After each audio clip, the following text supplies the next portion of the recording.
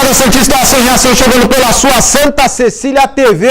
Um prazer muito grande em contar com a sua audiência nesta quinta-feira ao vivo, falando para os 9 municípios da Baixada Santista e convidando você desde já a participar do nosso programa. 3224-7017, 3224-2944. Antes de começar o programa com os nossos convidados, e hoje nós temos a presença, o Fabinho vai mostrar, o Gabriel de Carvalho, ele é consultor administrativo e empresário. Vamos falar um pouco aqui do petróleo e gás, esse desenvolvimento que nós estamos com tanta expectativa e que estamos torcendo para que venha o mais rápido possível. A presença do presidente do Democratas de Cubatão, Wagner Nunes, também gentilmente atendendo ao nosso pedido, e o nosso amigo Nelson Fernandes, empresário do Guarujá, também para debater aqui assuntos deste boom que o petróleo e gás. Quem vai mostrar o Nelson Fernandes? Parou. Todo mundo parado, os nossos câmeras, estava todo mundo dormindo, ou estão assistindo, vale a pena ver de novo na Globo. Das duas, uma. Não, estamos ligados no programa. Nosso amigo Nelson Fernandes, que vai debater este boom do petróleo e gás que nós todos estamos esperando com muita expectativa. E também lembrar, eu queria aqui comentar rapidamente, houve uma manifestação na Câmara de Santos esta semana, não é a primeira vez, contra a empresa Nova Era. A Nova Era ganhou uma licitação para continuar, ela já faz esse serviço e ganhou uma licitação para continuar a realizar a limpeza das escolas municipais. O que chama a atenção é que essa empresa que ganha essa licitação tem inúmeras irregularidades junto aos seus trabalhadores. Atraso de salário, falta de recolhimento, irregularidades precisam ser apuradas. Então precisamos ter cuidado, porque uma empresa quando ganha uma licitação, e olha, eu estou cansado de ver isso no Brasil inteiro, a empresa ganha a licitação, às vezes dá aquele preço pequenininho, aí quando recebe o aval para poder desenvolver o serviço, abre mão e a segunda colocada assume e às vezes com preço infinitamente maior. Não é o caso da Nova Era, que não quer largar o osso, mas como uma empresa pode participar de uma licitação, continuar prestando um serviço, sendo que tem irregularidades apontadas por seus trabalhadores, ou porque os salários não são pagos em dia, ou porque não honra com a Previdência Social, o que é grave.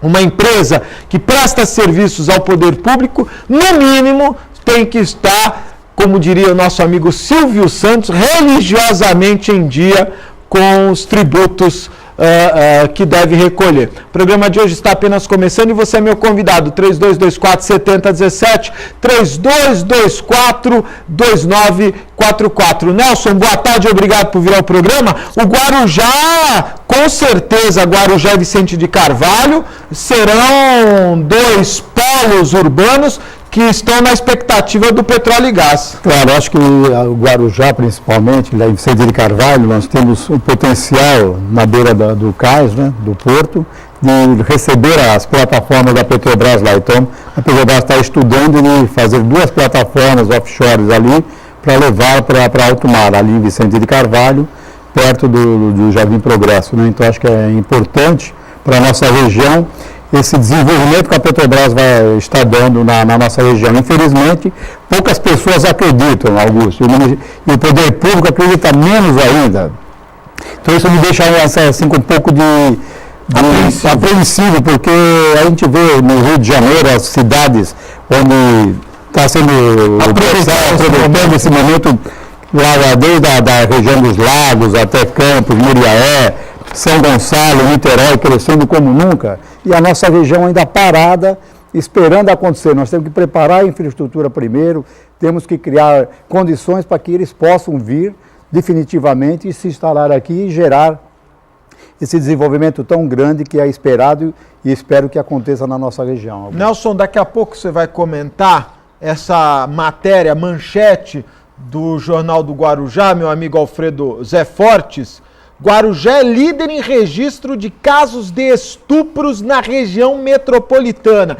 Mas sabe, daqui a pouco o nosso vai comentar, mas eu já sei por que ela lidera os casos, não só casos de estupros, diversos delitos, Guarujá, porque nós temos lá o supersecretário, o homem que acha que é maior do que Deus, Ricardo Joaquim, que manda e desmanda. E aí não dá tempo de cuidar das 4, 5 secretarias, a Secretaria de Segurança de Defesa Social acaba ficando à mercê. E ontem, no programa de ontem, eu mostrei a matéria do Diário do Litoral, as fotos de um assaltante ali na saída do túnel da Vila Zilda. Impressionante a foto, impressionante. Wagner, boa tarde, obrigado por vir ao programa. Petrobras, a refinaria, está instalada em Cubatão. O polo petroquímico de Cubatão é tido como um dos principais do Brasil. Você acha que já chegou o boom em Cubatão ou nós temos que nos preparar mais?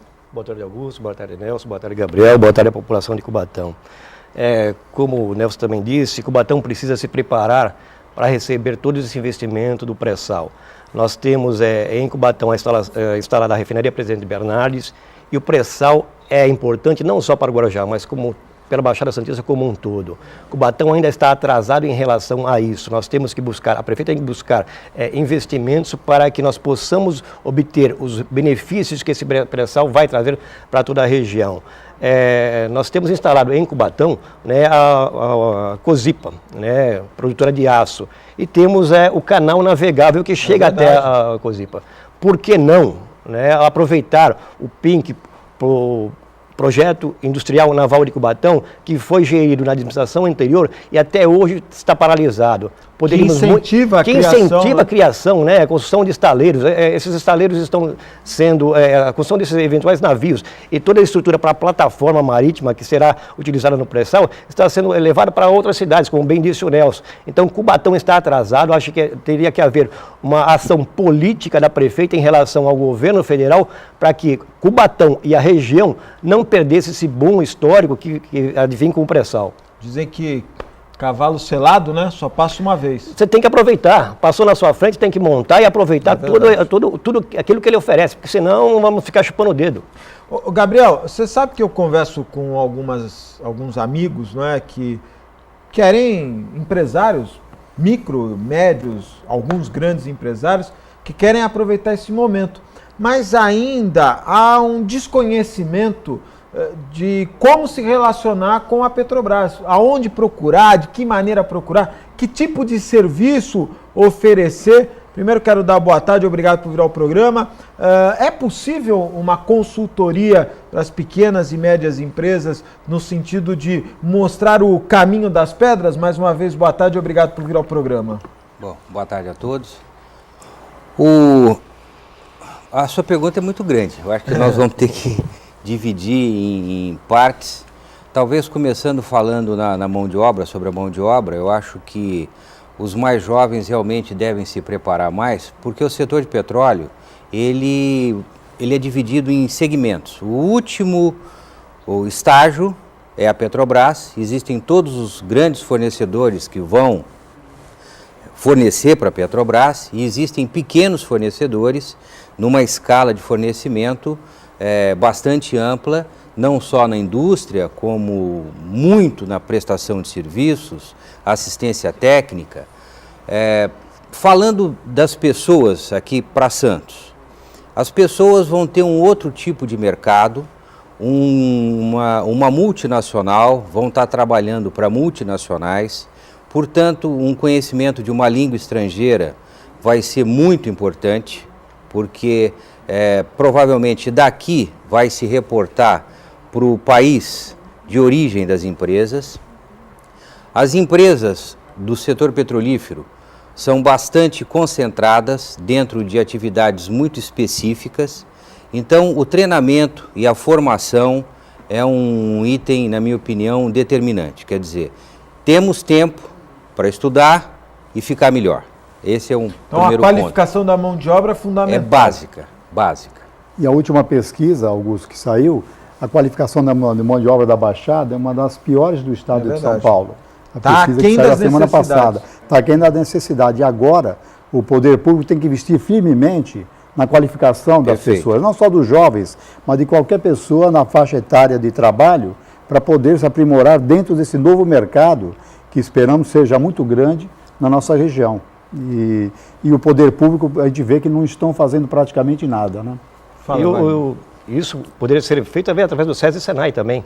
Claro, É, nós só temos- mudar o perfil dos cursos, né, que hoje são ministrados nessa organização, unidades. nessas unidades, tá, visando que essa nova realidade que traz para a Baixada Santista um bom desenvolvimento. Então, mudar o quê? O foco, né, dos cursos que Tipo são de ministrados, curso, os tipos né? de cursos. Né? E expandir mais também, porque nós expandir temos aqui mais. o SESI e Senai em Santos. Isso. Guarujá Tá? não tem, Cubat- Vicente Carvalho não tem. Cubatão, nós temos em Cubatão, tem um lá. Tem um, então seria salutar que Aumentar. houvesse, né, essa mudança de perfil de cursos que serão ministrados. Fala, Gabriel. Eu estava comentando rapidamente com o secretário, Esse.